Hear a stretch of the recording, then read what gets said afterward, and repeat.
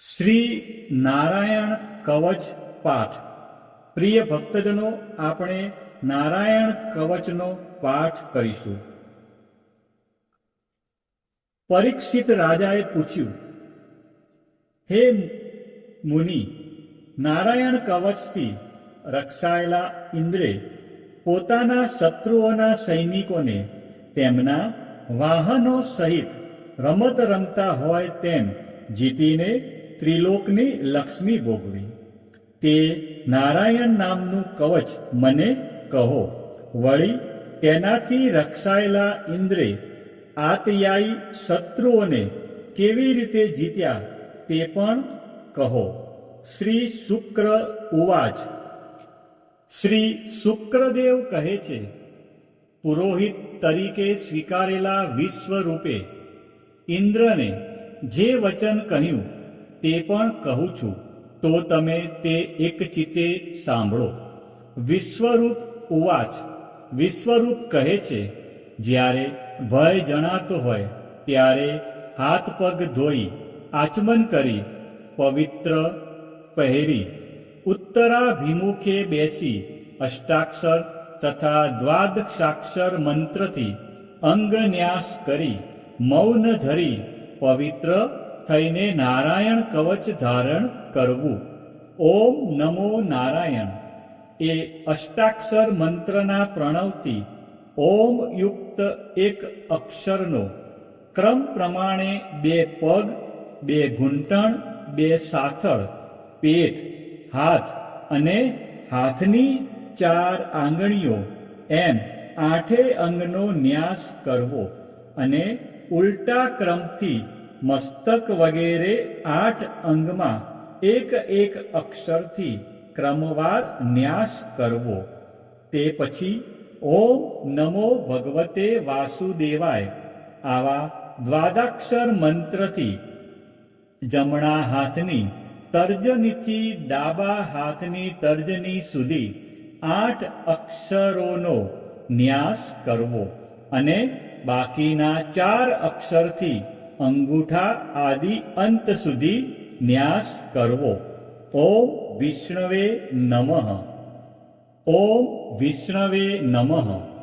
આ 6 અક્ષરના મંત્રના એક અક્ષરથી ઓમકારથી હૃદય, વીકારથી મસ્તક, ક્ષકારથી ભ્રુકુટીની વચ્ચે, અણકારથી શિખા, વેકારથી નેત્રો અને મકારથી શરીરની સંધિઓમાં ન્યાસ કરવો. આમ મંત્ર મૂર્તિ થયેલા જ્ઞાનીએ અસ્ત્રનું ધ્યાન કરી અસ્ત્રાય ફટ એવા વિસર્ગ સાથે સર્વ દિશાઓમાં જળ છાંટવું. પછી ધ્યાન યોગ્ય ઐશ્વર્યાદિક 6 શક્તિવાળા અને વિદ્યા, તેજ અને તપરૂપ મૂર્તિવાળા પરમાત્માનું ધ્યાન ધરીને નીચે પ્રમાણે નારાયણ કવચનો પાઠ કરવો.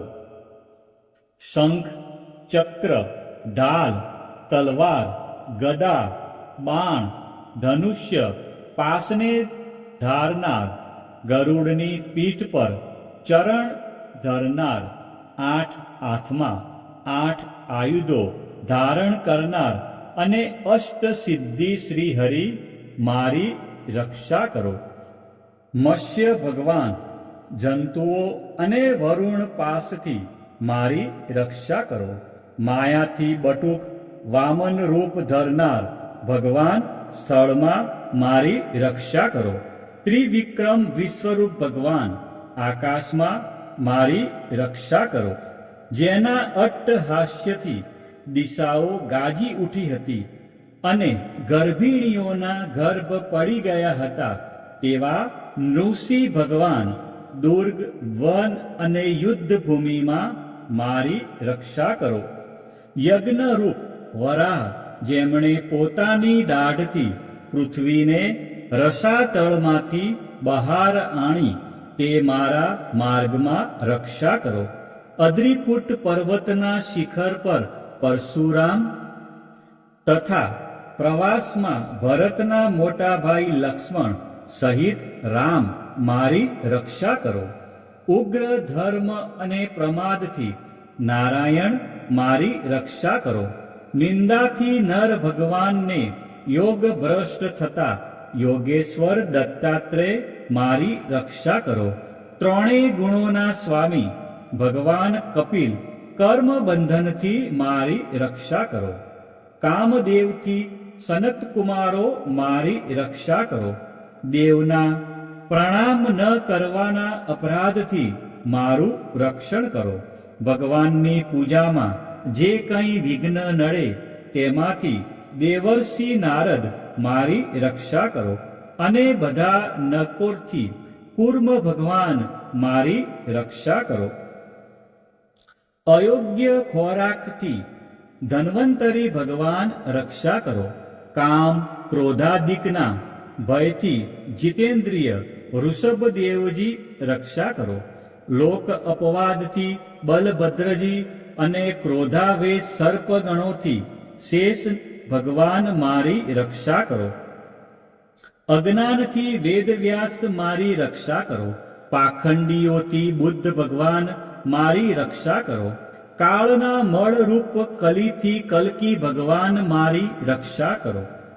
પ્રાતઃ કાળમાં ગદા અને કેશવ મારી રક્ષા કરો.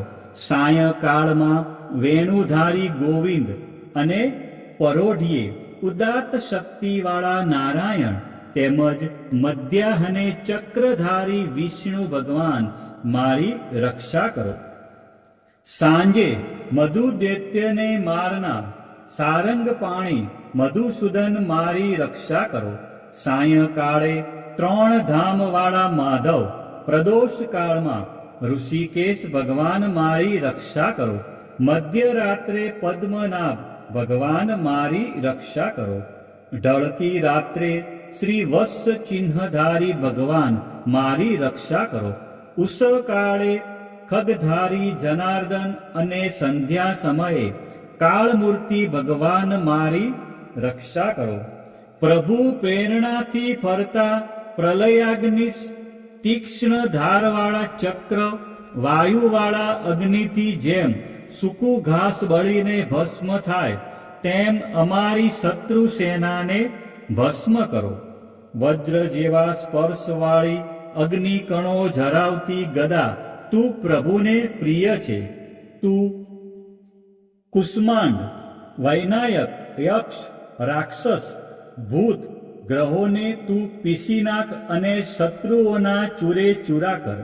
હે 5 જન્ય શંખ શ્રી કૃષ્ણ તને ફૂંકીને ભયંકર શબ્દ કરે છે ને તેનાથી શત્રુઓના હૃદય કંપે છે. 5 જન્ય તું રાક્ષસ રુદ્રગણ પ્રેત માતૃ પિશાચ બ્રહ્મ રાક્ષસને બીજા ઘોર દ્રષ્ટિવાળાને દૂર કર. હે તીક્ષ્ણ ધારવાળી તલવાર પ્રભુથી પ્રેરાઈને તું મારા શત્રુઓનું છેદન કર. સેંકડો ચંદ્ર જેવા મંડળ સમાન ઢાલ તું પાપી શત્રુઓની આંખ ઢાંકી દે અને પાપ દ્રષ્ટિવાળાની પાપ દ્રષ્ટિ હરી લે.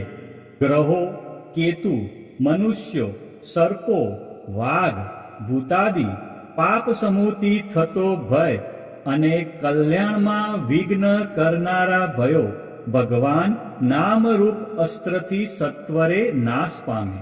વૈદિક સ્ત્રોતોથી સ્તુતિ કરાયેલા વેદમૂર્તિ અને સમર્થ ગરુડ ભગવાન સાથે વિશ્વસેન ભગવાનના વાહન બધા દુઃખોથી મારી રક્ષા કરો. ભગવાનના નામ રૂપ વાહન અને આયુધ તે સર્વ દુઃખોથી મારી રક્ષા કરો. અને બુદ્ધિ ઇન્દ્રિય મન ને પ્રાણની ભગવાનના પાર્ષદો મારી રક્ષા કરો. બધું જગત ભગવાનનું સ્વરૂપ છે. તે સત્ય હોય તો તે સત્ય વડે બધા ઉપદ્રવો નાશ પામો. ભગવાન અભેદ દ્રષ્ટિવાળાની દ્રષ્ટિએ અભેદ છે, છતાં સ્વેચ્છાએ આભૂષણ આયુધ લિંગ શરીર તથા અવતારો ધારણ કરે છે. તે સત્ય પ્રમાણથી સર્વવ્યાપી ભગવાન હરિ સર્વરૂપે સર્વત્ર સદા મારું રક્ષણ કરો. શ્રી નૃસિંહના નામના ઉચ્ચારથી જળ, વાયુ, અગ્નિ આદિનો પ્રભાવ પોતાના તેજથી દૂર કર્યો છે. એવા લોકના ભયને દૂર કરનાર ભગવાન નરસિંહ સર્વત્ર ચૌતરફથી મારી રક્ષા કરો. વિશ્વરૂપ ઉવાચ. વિશ્વરૂપ કહે છે, હે ઇન્દ્ર, જે નારાયણ કવચ મેં તને કહ્યું તે ધારણ કરવાથી અસુરોના અધિપતિઓને થોડા શ્રમે જીતી શકીશ. આ કવચ ધારણ કરનાર મનુષ્ય જેને નેત્રથી જુએ અથવા પગથી સ્પર્શે તે તરત જ ભયમાંથી મુક્ત થાય છે. આ કવચ ધારણ કરનારને રાજા, ચોર, ગ્રહ, રોગાદિથી કદીય ભય થતો નથી. પૂર્વે કૌશિકે આ કવચ ધારણ કરી યોગ ધારણા વડે મરુભૂમિમાં પોતાનો દેહ છોડ્યો હતો. એક વખતે પોતાની સ્ત્રીઓથી વીંટળાયેલા ગંધર્વપતિ ચિત્રરથ વિમાનમાં બેસી જ્યાં કૌશિકે દેહ છોડ્યો હતો ત્યાં આવ્યો. તે સ્થાનનું ઉલ્લંઘન કરવાથી વિમાન સહિત ઊંધે માથે નીચે પડ્યો હતો અને વાલ ખિલ્યના કહેવાથી તે બ્રાહ્મણના અસ્થિ ભેગા કરી પૂર્વ તરફ વહેતી સરસ્વતી નદીમાં પધરાવી સ્નાન કરી આશ્ચર્ય પામતો પોતાના ઘેર ગયો. શ્રી શુક્ર ઉવાચ. સુકદેવજી કહે છે, હે રાજન, યોગ્ય સમયે ભક્તિપૂર્વક આ કવચને સાંભળે અથવા ધારણ કરે તેને સર્વ પ્રાણીઓ વંદન કરે અને ભયમાંથી મુક્ત થાય છે. ઇન્દ્રે આ કવચ વિશ્વરૂપ પાસેથી શીખીને યુદ્ધમાં અસુરોને જીતી 3 લોકની લક્ષ્મી ભોગવી. ઇતિ શ્રીમદ્ ભાગવતે મહાપુરાણે પારમહંસ્યા સંહિતાયા ષષ્ઠ સ્કંધે નારાયણ વર્મ કથનમ નામાષ્ટોમોધ્યાય. શ્રી નારાયણ કવચ સમાપ્ત. તમે મારો નારાયણ કવચનો પાઠ સાંભળ્યો તે બદલ તમારો ખૂબ ખૂબ આભાર.